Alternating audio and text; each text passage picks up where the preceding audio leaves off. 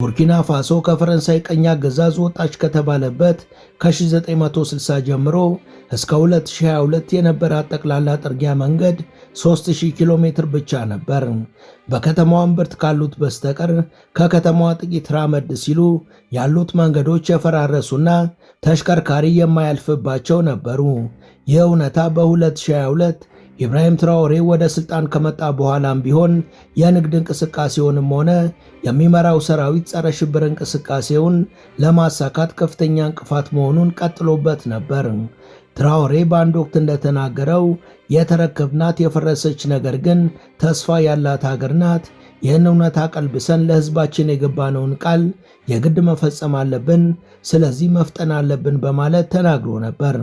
ትራኦሬ አክሎም በቡርኪና ካለው እውነታ አንጻር ሊፈጠንበት የማይገባ አንድም ዘርፍ የለም።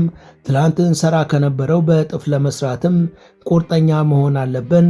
በዚህ የማይስማማም መቀያየም ሳይመጣ ራሱን ያግልል የሚል መልእክት ያስተላለፈ ሲሆን ሰውየው በአቋሙ ይዘልቃል ብለው ያላሰቡ መኮንኖች ጭምር የልማት ትግሉን ጥለው ወጥተው ነበር።